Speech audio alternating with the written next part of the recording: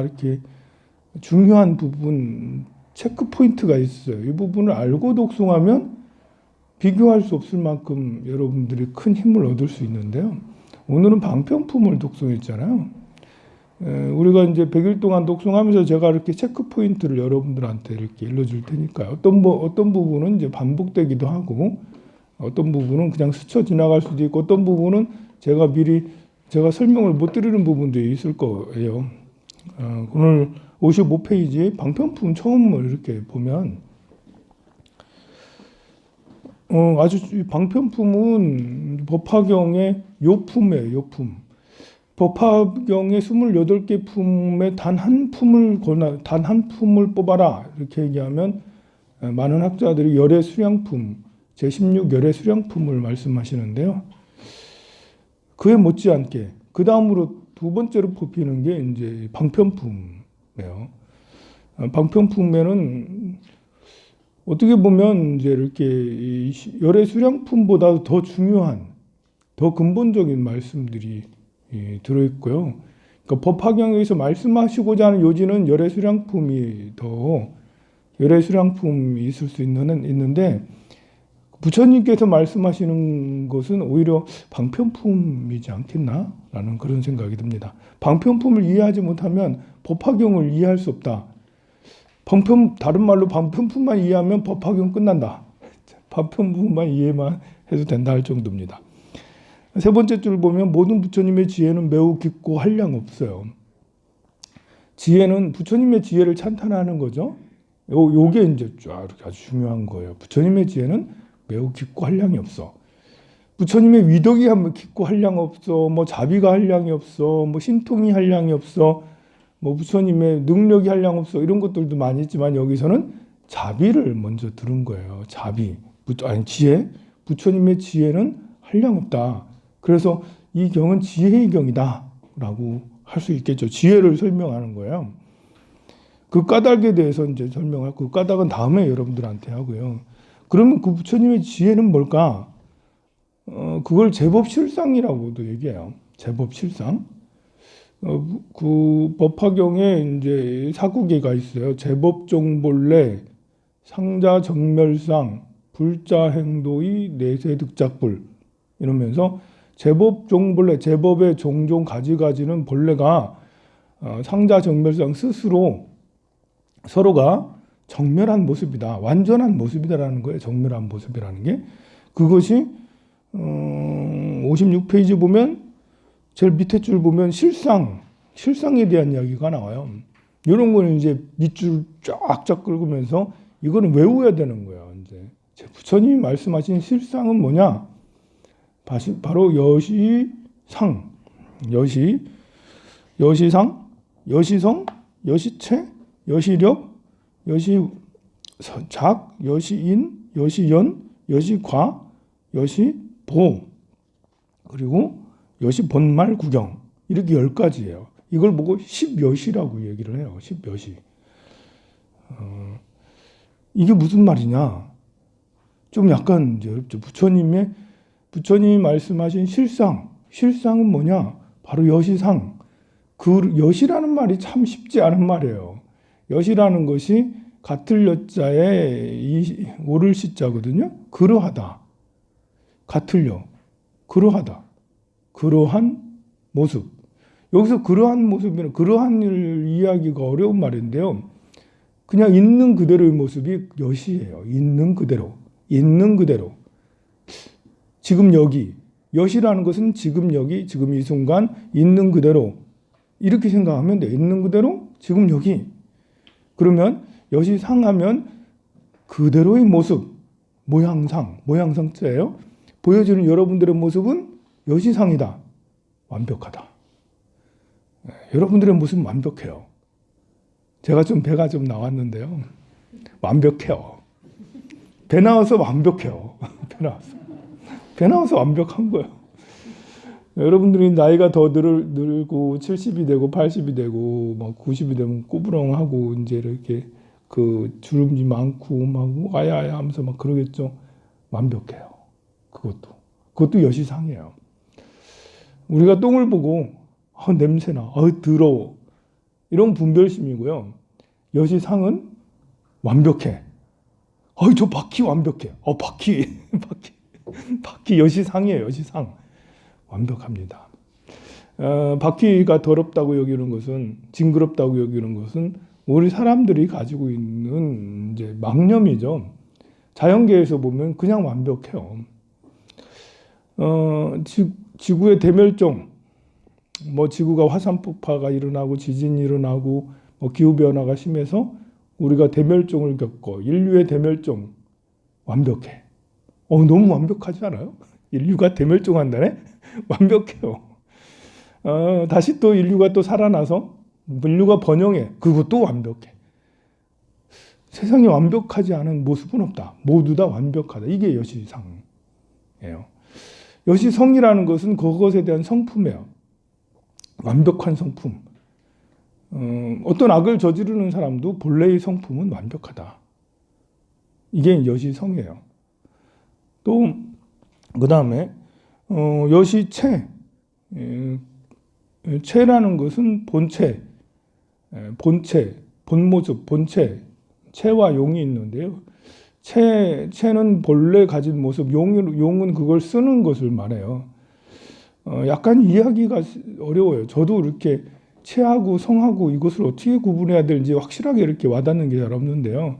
그냥 여러분들이 성하고 체하고 좀 약간 비슷하게 생각하는 것도 괜찮을 것 같아요. 본래의 성품, 본래의 근본, 본체, 성품. 저는 아직 지혜가 크질 못해서 체와 성하고 이렇게 구분을 해내질 못하겠더라고요. 어쨌든 조금 약간 다르긴 다를 거예요. 분류를 해놨으니까요. 그래서 본체도 완벽하다. 여시체라고 하죠. 여기는 이제 이러한이라는 것을 여시라고 보면 돼요. 여시력, 힘도.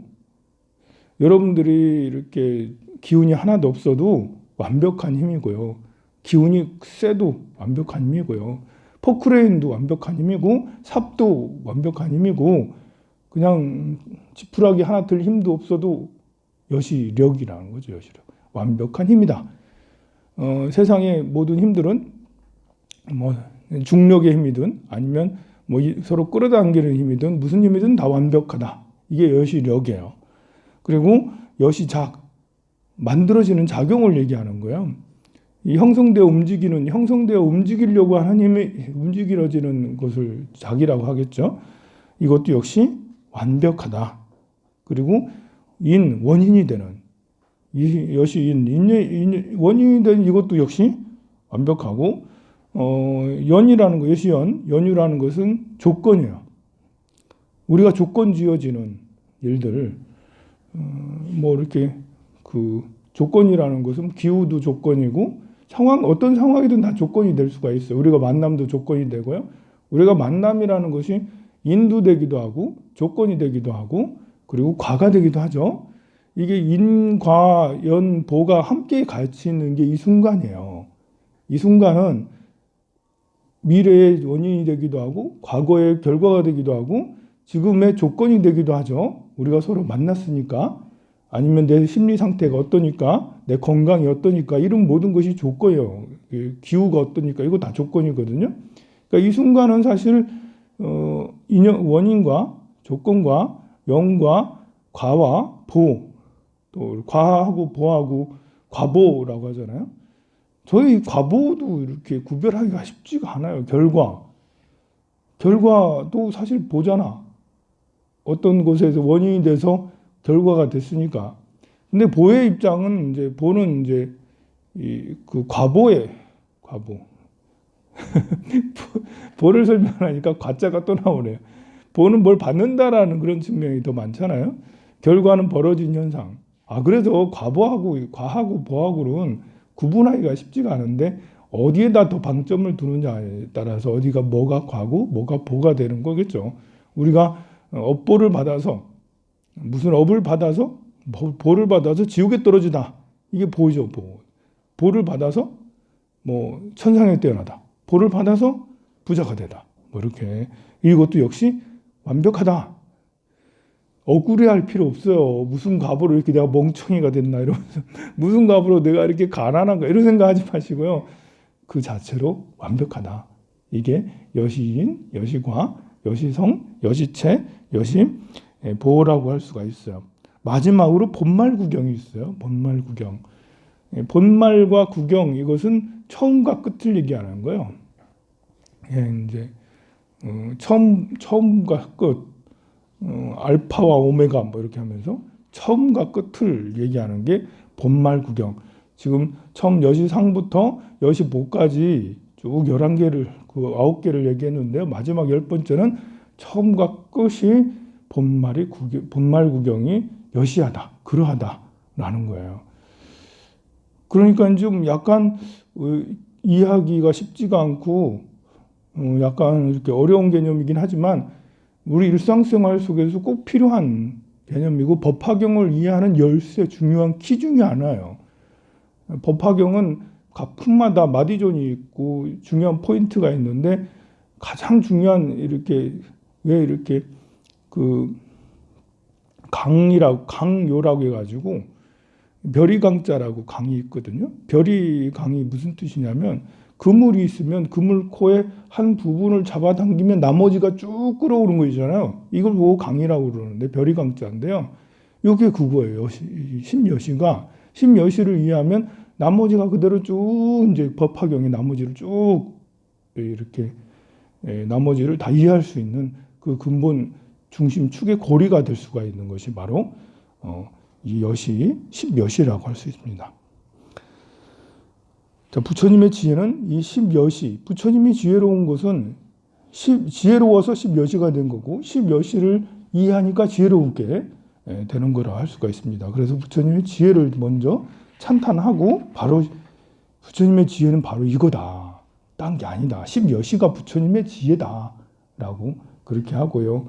부처님께서 이 십여시를 말씀하시고는 그 다음으로 이제 무언가 이제 대단한 것을 그 위에 이 진실은 이런 거다라고 하고는 이렇게 말하면 다 못 알아듣잖아요. 그래서 이것을 펼쳐서 이렇게 쭉 펼쳐서 설명을 하시려고 합니다. 사리불이 그런 낌새를 알아차리고 부처님한테 설법을 청하는 부분이 이렇게 쭉 나오고요. 부처님께서 갑자기 십여시를 말씀하시고는 뭐라고 하시냐면 그만두어라 라고 그렇게 하세요. 그만두어라 이러면서 이제 뭘 설명을 하려고 하시는데 56페이지 보면 십여시 말씀하시기 전에 그만두어라 이러면서 굳이 다시 말할 것이 없다. 부처님의 지혜를 막 설명하려다 그만두어라 다시 말할 것이 없다. 그러면서 십여시를 말씀하신 거거든요. 그러니까 사람들이 못 알아들어. 그래서 이제 사리불 존자가 부처님께서 좀 설명 좀 해주세요라고 다시 청하는데요. 여기서 우리가 또 이제 알아둬야 될 체크 포인트가 하나 또 나와요. 삼지삼첨이라고 해서 3번을 그만두어라가 3번 나와요. 그리고 사리불은 3번을 청하게 되죠. 거듭해서. 부처님은 뭐가 아까운지 설법을 안 하시려고 그래서. 그 부처님께서 이렇게 말씀을 하실 듯 하다가 이제 그만두고, 말씀하실 듯 하다가 그만두고. 왜 그럴까 도대체? 우리를 무시하는 걸까? 아무리 봐도 이게 이제 법화경이 처음 서품에도 보면 이렇게 그 무량의처 삼매에 들어서 그 삼매를 백호 광명을 탁 펼치면 온 세상이 다 비추는 모습이 막 나오고 그러죠. 그리고 그 모습이 너무나도 신기해가지고 왜 지금까지 본 적이 없는 부처님의 대광명의 모습을 보여주시는 것은 왜 그럴까?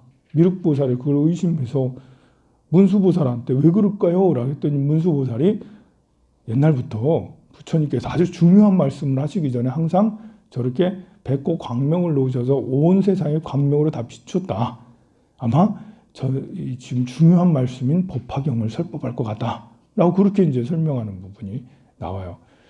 부처님께서 지금까지 하지 않으셨던 굉장히 중요한 핵심적인 법문을 말씀하시는데 뜸을 들이시는 거야. 뜸을 그만두어라. 해가지고 그렇게 하는 부분이 여기입니다. 우리 법화경을 이제 잘 이해를 하면 이렇게 우리가 법화경을 많이 독송하는 것이 왜 중요하냐면 법화경을 많이 독송하면 독송할수록 내 이 지위의 인지의 힘이 바뀌는 거야. 메타 인지를 가질 수가 있어요. 우리는 우리의 인지는 대체로 이렇게 어리석은 중생 인지를 가지고 있어요. 중생 인지는 바로 나밖에 모르는 게 중생 인지예요. 그리고 나밖에 모르다 보니까 내가 늙거나 내가 아프거나 내가 뭐 가진 게 없으면 위축당하고 힘든 거예요. 나밖에 모르니까. 내가 좀 남보다 우월하면 오만해하고 남보다 못하면 슬퍼하고 이게 나밖에 몰라서 생기는 거예요. 근데 메타인지로 된다는 것은 남을 이해하고 나와 남이 서로 다르지 않음을 알게 되는데요. 나와 남이 서로 다르지 않다라는 것은 그냥 이해 정도고 진짜 메타인지는 바로 십여시를 통해서 우리가 진짜 메타인지를 알 수가 있다는 거죠. 나와 놈이 서로 다르지 않다라고 생각만 하는 것은 근본 성품을 이해하는 게 아니라 그냥 인지상정 정도죠. 그래, 내가 그런 상태면 얼마나 힘들겠니? 내가 그렇게 되면 얼마나 좋겠니? 뭐 인지상정 정도밖에 되지 않아서 마음에 동정과 배려, 뭐 아니면 같이 기뻐함 이 정도는 할 수 있어도 이렇게 더 이상의 큰 에너지를, 큰 지혜를 얻기는 어려워요. 그런데 이 메타인지, 그거 가지고 메타인지를 가질 수가 없죠. 메타라는 것은 초월적인 뜻이라고 했죠. 메타인지를 한다는 것은 불보살림의 그런 지혜, 그 인지력을 갖는다라는 게 메타인지를 할 수 있는데요. 불보살림의 이렇게 인지를 가지려면 바로 십여시를 깨달아야 된다는 거죠. 너와 내가 서로 같이 힘들어. 이게 아닌 거예요. 너도 힘들지? 나도 힘들어. 그래. 내가 그 상황 돼봐서 아는데 그 힘든 거야. 이것은 이제 우리가 동정심이고 함께 이해해 주는 건데요. 그게 아니고 본래 완벽해. 본래. 어린 아이든 나이가 많든 장군이든 대통령이든 아니면 고용주든 고용자든 약자든 뭐 승자든 누구든 관계없이 본래 완벽해. 본래 부처야. 이렇게 되는 거예요. 이것이 확장이 돼서 본래 부처야. 너도 부처고 나도 부처고. 우리 이제 주로 고사님들이 이렇게 보살님들한테 주로 하는 이제 절에 다니는 불자 집안에서 자주 하는 말이 그 말이잖아요. 집에 있는 부처한테 잘해야지. 아무리 절에 가서 절에 있는 돌 부처한테 아무리 잘해봐라. 뭐 집에 있는 부처한테 잘하라고. 이게 어디서 주워 들은 건 많으셔가지고 그래가지고 그거는 이제 알고 계셔. 근데 그 말씀이 나오게 된 것이 집에 있는 부처가 부처다라고 한 것이 바로 이 법화경에서 나온 말씀이에요. 바로 십여시에서 본래 모습이 완벽해. 본래 인이 완벽해. 본래 성이 완벽해. 본래 본말 구경이 완벽해.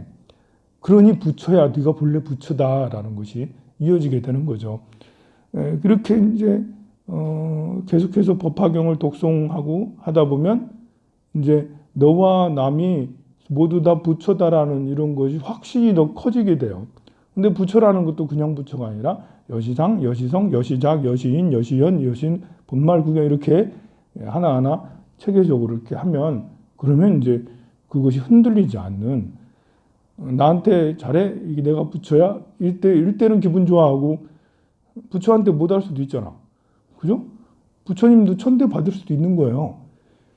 부처님도 맞을 수 있어요. 부처님도 불타잖아요.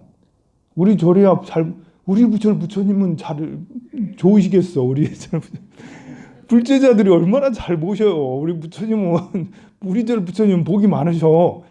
그런데 시대가 이제 좋지 않은 시대는 부처님이 회불당하시잖아요. 태워지게 되고, 뭐 잘려지게 되고, 훼손당하게 되고, 천대를 비마치고 막 천대받기게 되는데요. 그것도 틀린 게 아니다. 이제 이렇게 이 잘못하다면 이게 저기가 돼요. 이렇게 사이코패스가 될 수 있어요. 잘못 이해하면. 본래 완벽하다는 것을 잘못 이해해서 부처님을 함부로 해도 돼. 부처님을 잘라야지. 부처님을 함부로 이거는 이제 이렇게 사이코패스고요. 생동감이 넘치면서 우리가 이제 살아있는 생명으로 생동감이 넘치면서 부처님을 존중하면서 거기에 이제 이렇게 이런 그 십여시를 잘 이해하는 것은 오히려 온 세계에 커다란 온 세계에 큰 이익을 주는 큰 이익을 주는 그런 자비구름이라고 할 수가 있습니다. 그래서 여러분들이 법화경을 많이 독송하라고 하는 것은 바로 이런 이유 때문에 그런 거예요. 나를 중생인지에서 메타인지로 바꾸기 위해서. 그냥 양으로 많이 독송하다. 그런데 변하지 않는다. 이것은 이제 뭔가 잘못된 거고요. 많이 하다 보면 그러면 왜 가만히 기분이 별로 안 좋은데 웃으니까 기분이 좋아지잖아. 그죠? 웃으면 여러분들 가만히 있다고 거울 보고 웃어봐요. 그럼 괜히 기분이 좋아져요. 나만 그런가요? 저는 그냥 가만히 있다가도 웃으면 기분이 좋아지더라고요. 그런 것처럼 독송하고 기도라는 게 그런 거예요. 그냥 가만히 있으면 모르고 무지몽매한데 독송하고 기도하다 보면 그럼 부처님 마음하고 가까워진다. 그러면 웃으면 기분 좋아지는 것처럼 내가 독송하면 메타인지적으로 바뀐다라는 거죠. 그런데 이제 아닌 사람도 있어. 웃어도 안 좋은 사람이 있어. 스님이 웃으라고 해서 거울 보고 한번 웃었더니 기분 나빠. 저 오히려 아무리 얼굴에 이렇게 얼굴은 미소를 띄어도 이게 마음속으로 웃어지지가 않아. 이러면 이제 거울 보고 오히려 더 기분 나쁠 수도 있잖아. 근데 이 기도라는 것도 그런 사람이 있다니까요. 기도를 잘못하는 사람들은 아무리 많이 독송해도 메타인지가 안 되는 거예요. 이건 문제예요. 이게 정신병이에요. 이거는 해결을 시켜야 돼. 어떻게 해결시켜야 되나? 모르겠어요. 떡을 많이 먹으면 돼요. 제가 오늘 여러분들 떡 하나씩 다 드리려고 떡을 했으니까 오늘은 꼭 하나씩 가져가세요. 성불하세요. 정구는 뭐 할까요? 정구는 뭐 관음정은 하고 싶은 대로 하시면. 아니 헷갈렸잖아요. 어제는 관음전이라도 오늘 법화전이라니까 내가 헷갈려. 관음전, 법화전 다 되고요. 석가모니 정근할 때 뒤에 주문은 안 해도 돼요. 바로 천상천하 무협을 하면 돼요. 혼자 아는 주문을 혼자 그렇게 하면은 아무도 모르는데 나도 모르는 주문을 어디서 그렇게 알았지?